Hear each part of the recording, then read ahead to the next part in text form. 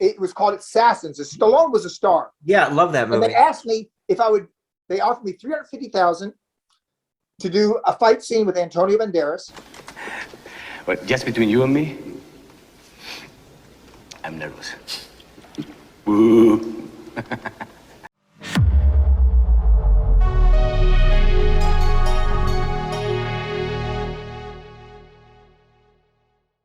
Hey guys, in today's video we got kickboxing legend Don the Dragon Wilson talking about why he never quite made it super mainstream in those big A-list Hollywood films.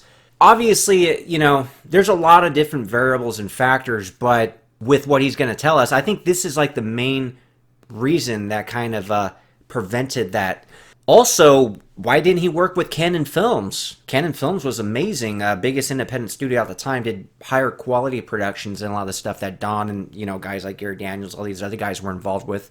Cannon would have been amazing with Don Wilson. Also, talking about infomercials, a couple of the infomercials that Don the Dragon Wilson could have done. You know, like obviously Chuck Norris has Total Gym, Billy Blanks has Tybo. Don Wilson could have been a big infomercial dude too.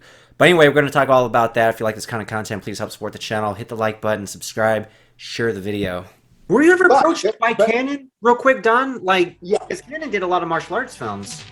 Cannon was the they did the Corman. They had not Corman, Chuck Norris's films. Yeah, they did Dudikoff's films. They were the powerhouses. Just like PM Entertainment, who I did 6 movies with, they became the action. They kind of like took up the lead from Cannon. You know, Cannon was first here though. It was a they were independent. They were lower budget movies. But were there any talks of you working with Cannon? Because here's the thing that's cool about. Oh yeah. They wanted to manage me. You know, what happened with that? How come you didn't work with them? Well, there were some reasons. You know, as many right turns that I've made in my life, you know, correct decisions. Sure. I've made as many wrong ones as it turns out. I mean, there's a reason you don't see me in The Matrix. There's a reason. And there's and every Hollywood guy has a story of the mistakes they made and the right things they did. And I'm just as guilty. You know, I have had what I consider a successful career because I've started 30 movies and I've made literally millions of dollars. That's better than almost, you know, 99.9 whatever percent of the population by far. Yeah. I've had some success as an actor then. Yeah, right. And but I turned down things that I shouldn't have. I did Batman Forever. I did one fight scene for Joe Schumacher, and then Joe Silver was doing a film at Warner Brothers at the same time. Well, so very soon afterwards, and they wanted me to appear in that. Richard Donner was directing it. Which movie? And it was called Assassins. Stallone was a star. Yeah, I love that movie. And they asked me if I would. They offered me $350,000 to do a fight scene with Antonio Banderas. But just between you and me, I'm nervous. Woo. And it was 2 weeks. And I went in and I said no. I turned it down. And people said, well, why did you say that? I said, well, I didn't need the money. I had money.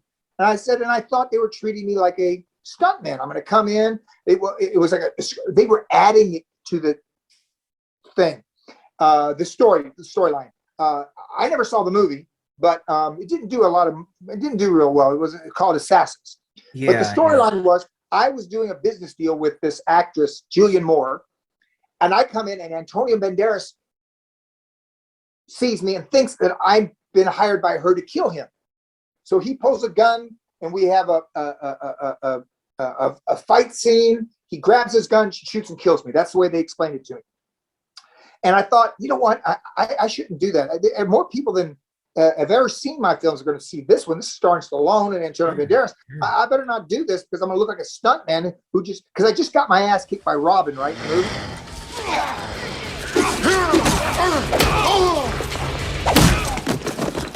Sure. And although I had a skull, Joe Schumacher let me disguise myself with it. I had a skull. My face was painted like a skull. And so they didn't really see Robin kicking anybody that looked like me. And I got to be in Batman and I had fun. That's not bad, man. What are you talking about? That's Bat Boy. It ain't the bat. And so I just turned it down. And do you know Richard Donner, the very next Lethal Weapon, that's when Jet Li had the fight scene with Yeah, that was like his big American debut. He brought Jet Li in. Well, that if I'd done this movie, maybe it would have been me. Yeah, you could have been. The other Jet thing Li is, in Lethal Weapon. The 4. Matrix is produced by Joel Silver. So my agent immediately called Joe Silver and said, hey, Don's willing. And he goes, oh, yeah. We got plenty of martial art roles. We're definitely going to use Don in this. But the producer, I said no to Joel Silver and I said no to Richard Donner about their movie. And there's no way in Hollywood. Chris Penn explained it to me. He said it's like a club. Either you're in the club or you're not in the club. But it's not all based on who's the best actor, who can play this character the best. It's who's easy to work with. It's who's my friend. It's who I like. Sure. It's who helped me when I needed it. It's all about relationships. And instead of forming relationships, good ones with Richard Donner and Joel Silver, by saying no, I think they looked at it as like they felt it was insulting. I think because I was never asked to do anything ever again by them. That it's crazy though. That door was wide open for big Hollywood films. And you're like, I'm good. I mean, obviously you didn't know that at the time when you thought differently. No, you're right. But it makes so much sense now. But remember this. Take yourself in a time machine. You go back to the days when I got offered this role to get shot and killed by Antonio Banderas. Mm-hmm. Did Chuck Norris become a big star by being shot and killed by somebody else in an A film? No. Did Seagal get shot and killed, beaten up, or anything by anybody else in a movie before he got to be a star? Did Van Damme? All these guys translated their low budget to bigger budgets, and I was following in that footstep. Look, what's his name? I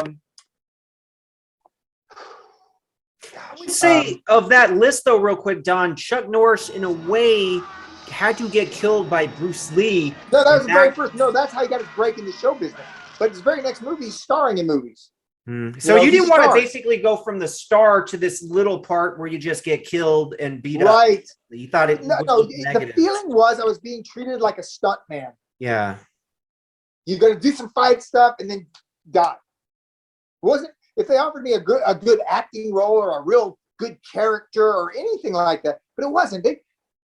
I had just done something for Joel Silver, so the A-list quote the A-list club at Warner Brothers was saying, "Hey, maybe this Don the Dragon Wilson is somebody I can work with in my movies, and I can, I'm going to do some bring some martial arts into Lethal Weapon." And they did do it. They did it with Jet Li instead of me, though. Yeah. So that was an opportunity for me. And I look back now. Now, A-list actors, A-list budgets, they didn't put martial arts in big budget A-list films back then. Matrix comes along. And, whenever a movie like that gets made, we in the business, we hear about it months and months and months before anybody in the general public, right? People talk about it. Lighting people, electrician people were talking, oh, yeah, you heard this. Sure. Gonna be, the word gets out. So the word was getting out that a big action martial art movie was going to be made. So my agent immediately calls up Joel Silver, who knows me, and we've talked before, and blah, blah, blah. And they said, oh, yeah, we're definitely going to have a role for Don in the Matrix. Did you see me in any of the Matrixes? No. And they're making a new one. And you will not been see in me this in the new one, too. You will not see me in anything to do with Joel Silver because he asked me to do something and I said no. Yeah. And I think he took it. Well, I guess there's only one way to take it personally, I guess. I mean, somebody like Joel Silver, a producer like that, I'm sure he's never heard somebody say no to him, You know what? I wasn't even thinking that way. I wasn't even. Yeah, of course. He had a different mindset the way you thought about it. Yes. Sure. The mindset was, I'm starring in movies. They may be low budget, but I'm a star like Chuck was and like Van Damme. And I'm going to transition, and I'll be able to transition. My martial arts audience will follow me like they follow Seagal. They just see Warner Brothers, big budget movie, Damme the Dragon Wilson, Yeah, and I think had I done Assassins, odds are I would have done Lethal Weapon with Mel Gibson. Matrix, The and odds who are, knows what else. yeah, could have been in the Matrix. But look, I still have aspirations. I mean, everybody finds their own way and gets there in their own time. Liam Neeson was not an action star until he did Taken. Yeah, he was well into his 50s. Nobody even thought of him as an action guy, right? Now he's like the Denzel tough Washington. guy. Now he's like the Denzel tough Washington guy. was not an action star until he did Equalizer. And now Denzel Washington's an action star. Does martial arts in his movies and stuff. Not real. He does stuff like he grabs a letter opener and pokes the guy's eye out or something. Denzel, I don't know if you watched The Equalizer, but he does some that's a pretty good movie. stuff. What's that? That's a good movie. Yeah, well all of them, because it's a franchise. Just like Jack Reacher, John Wick, and Taken. The guy, I don't know what his character's name, but those are franchises. It's just like one movie after another. It's like John Wick fighting this guy, and it's like, I think they did 3, right? I think Mark Dacascos and I we had dinner together right when he finished shooting that. We were in Chechnya, and the president of Chechnya was having a birthday party, and he flew me, Mayweather, and Mark Dacascos to go to his birthday party. Oh, that's cool, man. What a cool party. You get weird. Yeah, when you do movies which go over the world, and you're a kickboxing champion and whatever, and the guy's a fight fan. That's why he wanted us there. There you So go. he had Mayweather, me, and Mark Dacascos at his dinner. President of Chechnya. Ramzan, I think is what they called him. Ramzan, something like that. But he's a big fight fan. Going back to Canon, you just thought it was a bad deal, essentially, is why you didn't necessarily want to work with them, because you would sign a longer-ish term contract. I didn't want to be locked into something, because they're going to. What's a lot of money to somebody at one point may not be the same. Yeah, just later. a year or two For or example, 3 later. with Chuck Norris, here's what when they said this to me, it didn't have the effect they thought.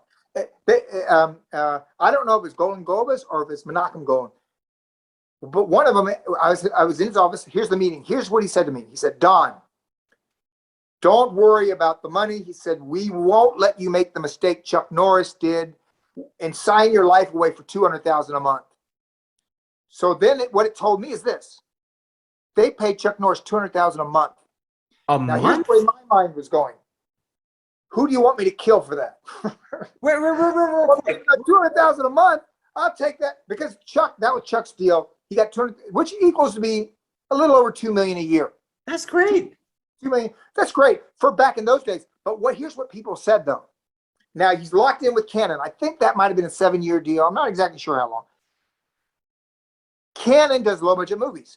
Had Chuck Norris, he did a movie called Code of Silence.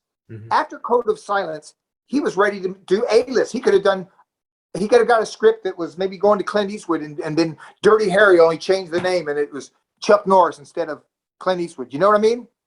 He could have made a move to A-list movies after Code of Silence. The guy who directed that was Andrew Davis, by the way. Andrew Davis a lot with Steven Seagal. Sure. Well, he Fugitive, directed he would Under later do. Siege. He directed Under Siege as well. Mhm. Seagal's most successful movie. Yeah, no, big movies. Yeah. And Andrew Davis directed The Fugitive. Mm-hmm. That was a big successful studio. Anyway, Chuck worked with Andrew Davis for Code of Silence. And so anyway, they said that at that point, Chuck was ready to go to A-list movies, but he couldn't because he was stuck with Canon. Mm. So in that regard, you might say, well, that was kind of a mistake. But you know what? Chuck's surrounded by a bubble of good luck, because he made the decision to do TV. What martial arts action star did TV before Walker, Texas Ranger? Nobody. And that was huge. Nobody started to.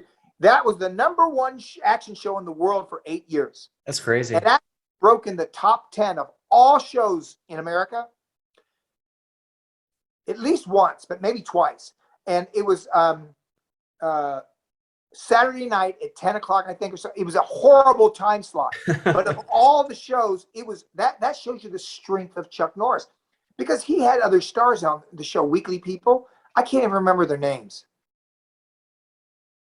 I can't remember their names, but they were not stars though. They became regulars on the series, and you see them every week. You know, the blonde woman. Mm-hmm. I think her last name might have been Wilson though. Tell you the truth, was it something Wilson?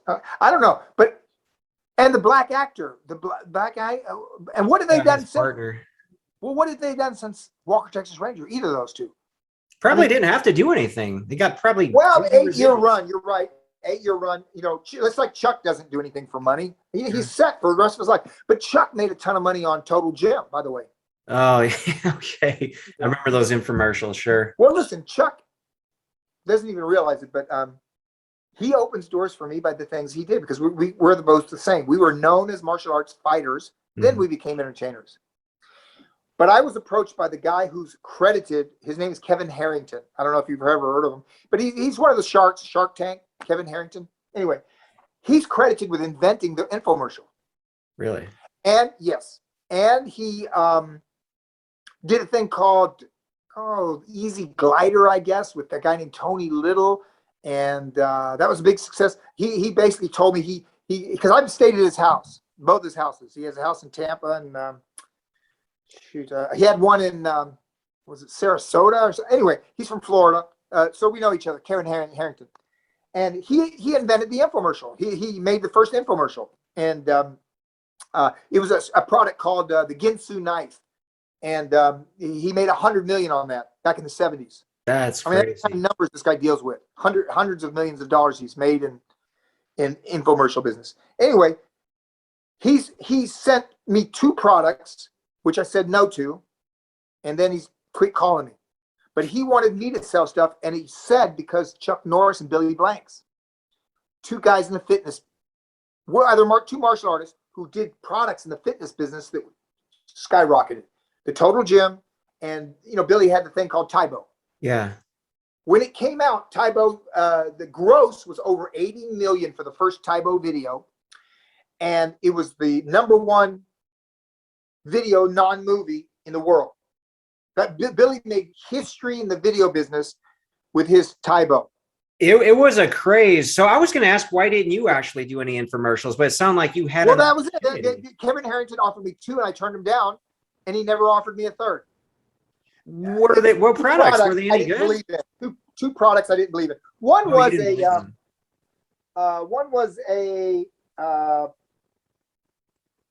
thing where for your stomach you roll it on the ground or something. Oh, that's actually not a bad device. I use that thing, the ab roller. We had wheels on it, something like that. Anyway, it was that, and then the one product was a herbal supplement you take to keep your prostate healthy, because he thought I'm an older guy, and so I looked up online. Was it milk prostate thistle? problems or whatever, and it says the problem with prostate cancer for men is they ignore the symptoms and don't get checked up, and it's the easiest cancer to cure, but because guys don't get checked every year after 55 or whatever, they die of prostate cancer. So I thought, darn, I don't want to give an herbal pill that would encourage people not to get checked up. Like a guy might say, hey, I'm taking the herbal supplement. I'm not going to get prostate cancer. I'm fine. So I didn't want that. But those are the 2 products that Kevin Harrington, just Google the guy. Google him, Kevin Harrington. I didn't want to put my name and reputation around a product that would discourage people from getting checked. And so that's why I said no. The one was the sit-up thing, and the other was, those are the 2 products that he wanted me to get behind. And listen, my wife was mad at me because the deal was this: he would pay me $50,000 just to shoot the commercial and to be able to use my likeness or the commercial for I don't know, it was at least a year, but maybe it was 5 years. I'm not sure. But as soon as he sent the products, my wife started looking for a new car. She goes, okay, I'm gonna buy a new car then. And so for her, it's like, you turned down my new car. Yeah. I could buy a new car. Well, listen, I got a movie offer to do a movie, which was $200,000 to do this movie, and I turned it down because I didn't like the script. And And my That's wife, another one of her cars. listen, yes, I could do a movie. It could be a shitty movie. It could lose money, and you're not out of the business. In other words, you do several of them before people just quit watching your movies.